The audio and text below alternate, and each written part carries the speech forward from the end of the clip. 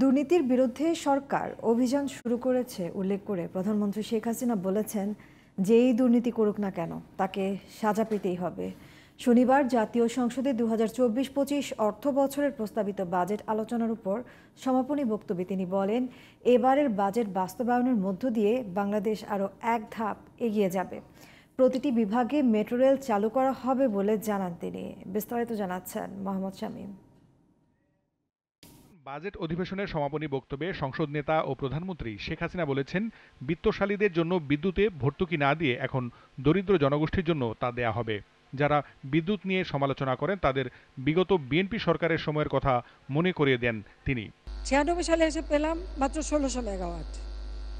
তখনই তো বেসরকারি খাতে বিদ্যুৎ উৎপাদন শুরু করলাম, 4300 মেগাওয়াটে রেখে গিয়েছিলাম। 8 বছর পরে এসে দেখি সেটা আবার কমে গেছে। সেখান থেকে যাত্রা শুরু করে এখন 30,000 মেগাওয়াটে আমরা সক্ষমতা অর্জন করেছি। এটা বোধহয় আমাদের অনেকেরই ধারণা যে 30,000 মেগাওয়াট তো 30,000 মেগাওয়াটে উৎপাদন হবে, তা কিন্তু হয় না। এটা যান্ত্রিক বিষয়। আমার যেটা প্রয়োজন সেটা হবে। আর তাছাড়া অনেক বিদ্যুৎ কেন্দ্র সেগুলি রিফারবিশ করতে হয়, সেগুলিকে অনেক সময় যত্ন করতে হয়। দুর্নীতির বিরুদ্ধে সরকার অভিযান শুরু করেছে উল্লেখ করে প্রধানমন্ত্রী বলেন, দুর্নীতি করলে কাউকে ছাড় দেওয়া হবে না। দেশের বিদ্যুৎ জ্বালানি সহ অবকাঠামো উন্নয়নের চিত্র তুলে ধরে তিনি বলেন, বাংলাদেশ খুব শিগগির এশিয়ান হাইওয়েতে যুক্ত হবে। যমুনা নদীর উপর সেতু, এটা তো প্রথমবার সরকার এসেছিলাম তখনই নির্মাণ করেছি, যেই সেতুগুলির সাথে রেল যোগাযোগ, গ্যাসের লাইন, বিদ্যুতের লাইন, ওয়াইফাই কানেকশন সব কিছু সে বহুমুখী এই সেতু।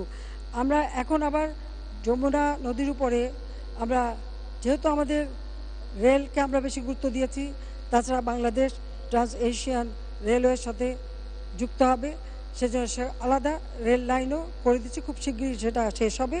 কাজে সে ব্যবস্থা আমরা নিয়েছি।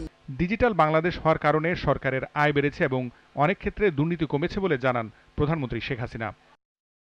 Mohammad Shamim, GTV news, Dhaka.